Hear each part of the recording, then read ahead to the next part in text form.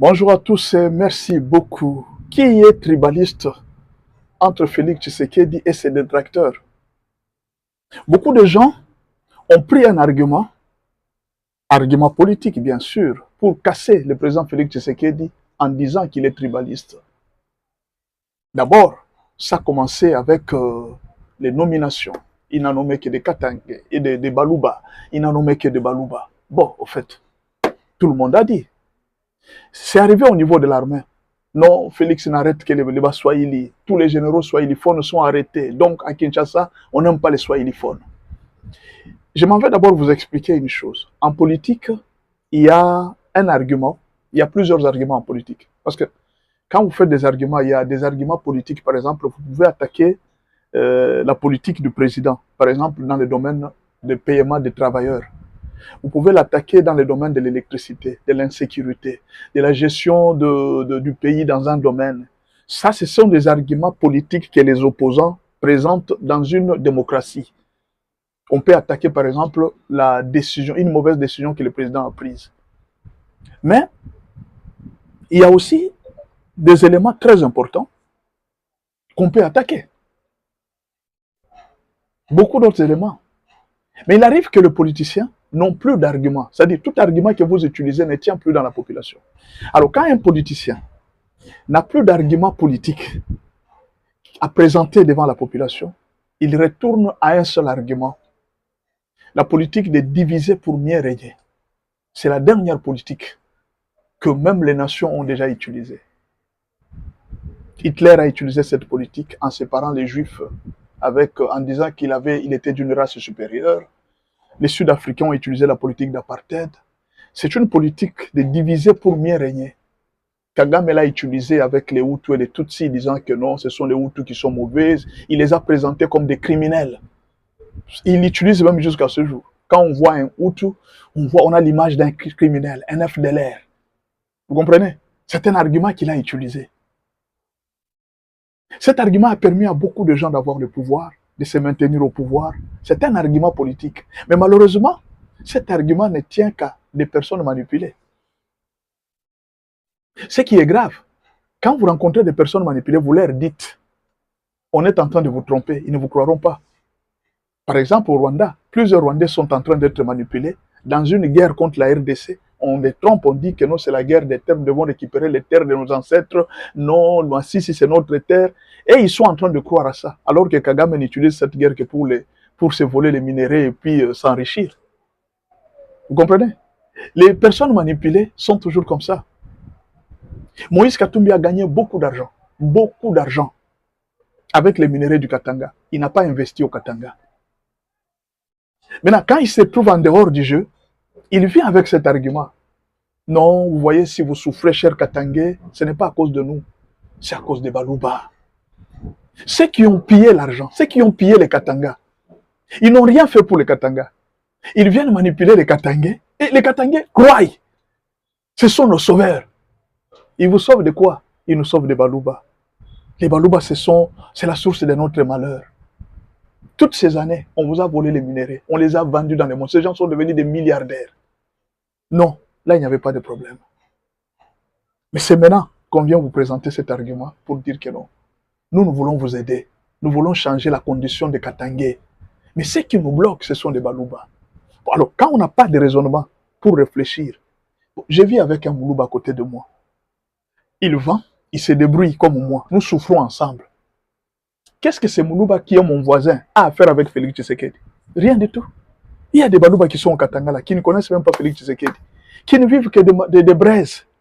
Mais dites-moi, une telle personne qui ne vit que de braises, qui fait son petit commerce avec une petite boutique, qui ne circule qu'avec une moto pour gagner l'argent, une telle personne peut être en quoi la source de votre malheur? Dites-moi un peu, cette personne peut être en quoi la source de votre malheur? Et on vient vous faire croire que ce sont les Balouba qui sont la source de votre malheur. Vous croyez? Imaginez un peu, hein? Et c'est là que devient le plus grand problème. Alors, qu'est-ce qui s'est passé? Les gens ont condamné Félix qu'il est tribaliste, il n'aime pas les swahiliphones et tout ça.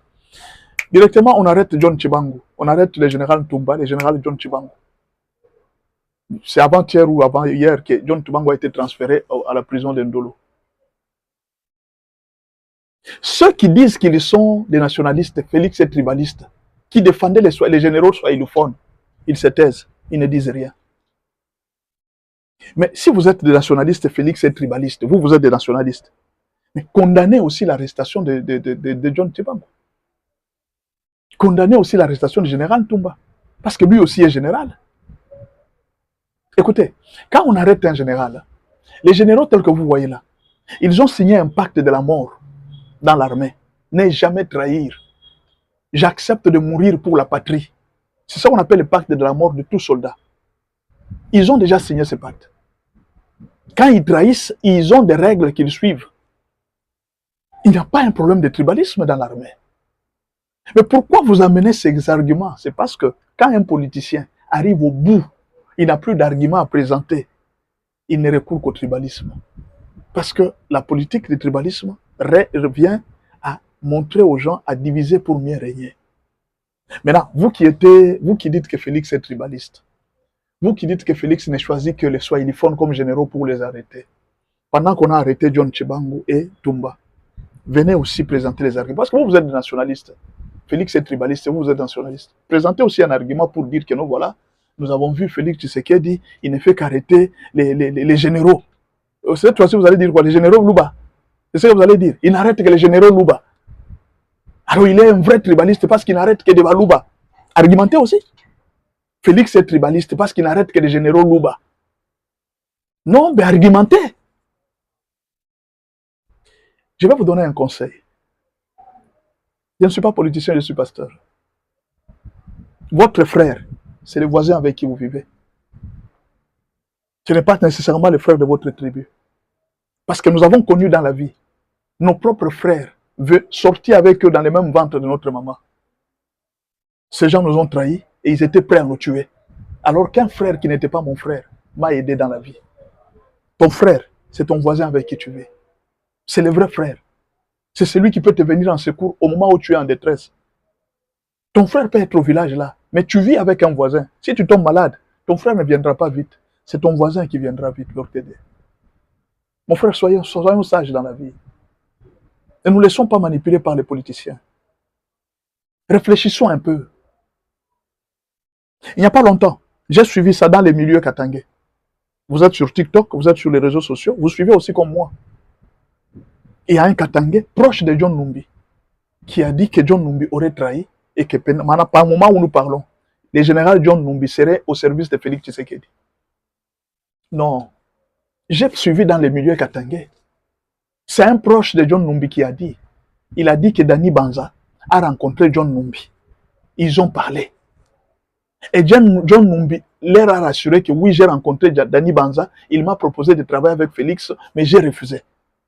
Mais au finish, ce monsieur a découvert que John Numbi a déjà accepté l'argent de Félix et qu'il est en train de travailler pour Félix pour le moment. Maintenant, toi, Katangé, qui avait suivi John Numbi, qui injuriait les Balouba, si maintenant, aujourd'hui, John Numbi commence à travailler pour Félix, qu'est-ce que tu vas dire?